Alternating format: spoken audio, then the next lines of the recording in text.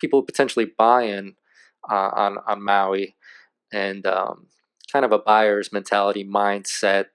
And I'll take it from the approach of, one of the downsides to living on Maui is that it is so comfortable, right? Mm-hmm. So I'm a big believer in discomfort. So when I first uprooted my life from Las Vegas over to Maui, it was an uncomfortable scenario for me because I've never been to Maui. I didn't know anybody. I didn't have a job. It was strictly um, acting in faith. I had money saved up and an exit strategy, and I did map it out.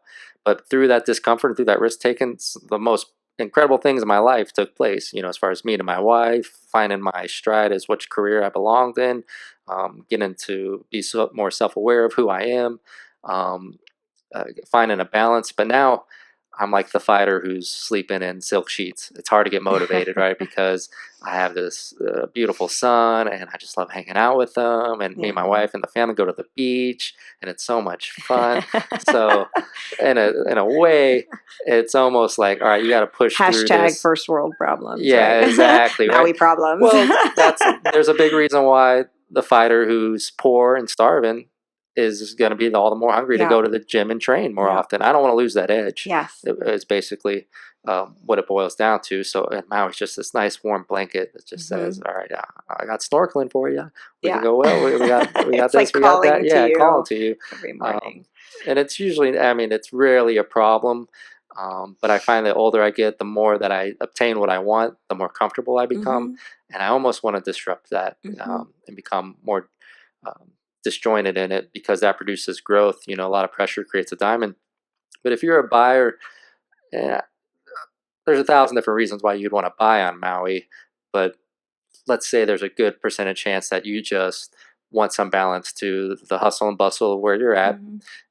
Everyone kind of has this fantasy of owning by the ocean or having an ocean view or living on an island climate. Of course, it's an incredible place to live. What are some of the pros and cons as far as advice that you would give to a potential buyer who's kind of soft in the Maui market? Or, if you could give them one piece of advice, what would it be? That's a very difficult question to answer, and I'll tell you why. Because it really depends. Yeah. And I know it seems like an easy answer to say that. Yeah. However, it's really going to depend. As we've said, in real estate, every deal is different and every person is different.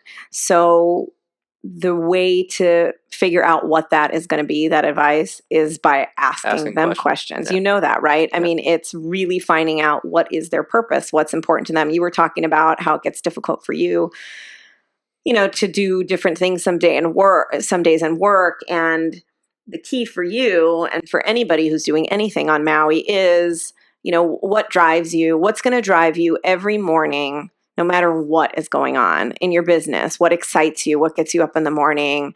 People call it your why. Why are you doing this every day? Well, part of it is because of what you mentioned. And if you stop doing your business, then you're not waking up in silk sheets anymore. Then you don't have the luxury to go to the beach, because then you are going to be forcing yourself into a position where you're hungry and you have to do it. Which is a bad position to be in our industry, because, as you said, people read your energy. When you go to you go box or you work out or whatever, that's going to build your confidence. It's going to release chemicals that make you happy. I mean, everybody's going to see that. So that's a vicious cycle to get in, and you don't want to do that. So it has to be something that drives you and gets you excited. And what is that next transaction? Who is that next person that I get to help and work with? Yeah. So back to the buyer, I'm going to say it depends. And I can give you some ideas of some typical things based on, or generalizations based on people we've had or worked with or clients. There are common themes that we see with buyers, which are, as you mentioned, they may live somewhere cold and they want to come here when it's cold where they live and spend some time in the warmth and bring their family and really have that be their escape and their vacation and their family time. That person may be somebody different than somebody who's looking or on a plan to move here in 3 years or, is going to move their entire life and business over here.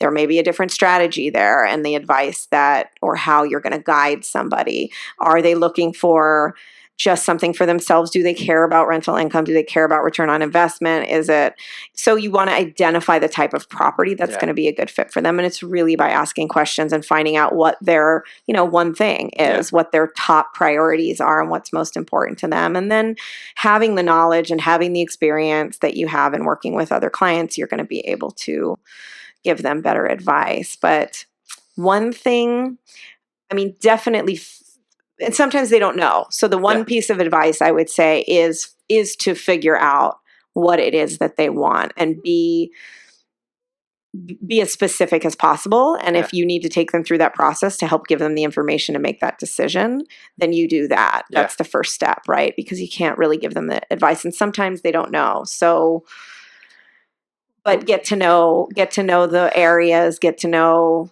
where it is that's going to serve the purpose of what they want. I'd say along those lines, and to kind of package that is, you do have to be very introspective in your buying process, because you're probably not out here that much, and you're going to have a tough time pulling from resources that you can trust.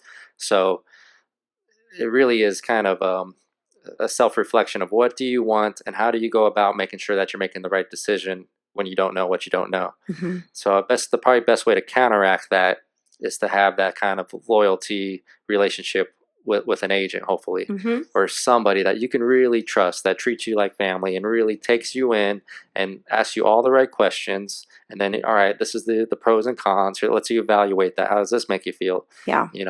And then really steers you to the end game, which isn't always you should buy. It could be that you shouldn't buy. That's right. And have comfort in, all right, this isn't for me. Mm-hmm. And that's where I think the new salesperson is really evolving. And I could be wrong. I wasn't there in the 90s or 2000s. I didn't get my license until 2010. But I'm hoping the new salesperson isn't, how can I steer them to where I want them to go? And how can I say, ask them this question. If I raise my hand a little bit higher in this question, I'll get my yes or not, but really, all right, what are you? What do you want? What do you identify as bringing you happiness? All right, well, this aligns with that, and this doesn't align with that, and this is what the reality of Maui is, and this is what the reality of ownership is. These are things you really have to think about. And then through that process, letting them organically kind of come to their own conclusion as a responsible adult, instead of just saying, just trust me. Yeah, this is, you can over leverage yourself, buy this property. Right. No, I think that it has evolved, and I think we don't. We're advisors now, not salespeople. Well, and it's always about providing information, getting to know the client as much as possible, finding out what their needs are and what they want, and then helping them to make an educated decision about what's going to be the best course of action for them. And that sometimes with some people, depending on the person, the buyer that you're working with, or advice for buyers out there, it may take you. Some people it takes a month. Some people it takes a year. Some people it takes 3 years. So it's a process that you have to go through. And I think our job, or as an agent, your job is to share your expertise in terms of your market knowledge and property types, and giving them the information that they need, like to make that decision, and asking the questions. It's very much all about the plan. What is your plan? Sometimes they have one, sometimes they don't. So it is to help them figure that out. What do they want to do with the property? How long do they want to hold it? Are they looking for a return on investment? Who's going to be there? Are you going to, do you want a long-term rental? So those are the questions. Like, what is important to you about being in Maui? What excites you about being here? Exactly. Well, I love going to the beach, or I love hiking, or I just want to be on an island and not talk to anybody for, it's like, okay, well, how much space do we want around you? Exactly. Or, is it the east side? Is it the west side? So we know, and we're the experts in terms of the areas typically and what's available. And then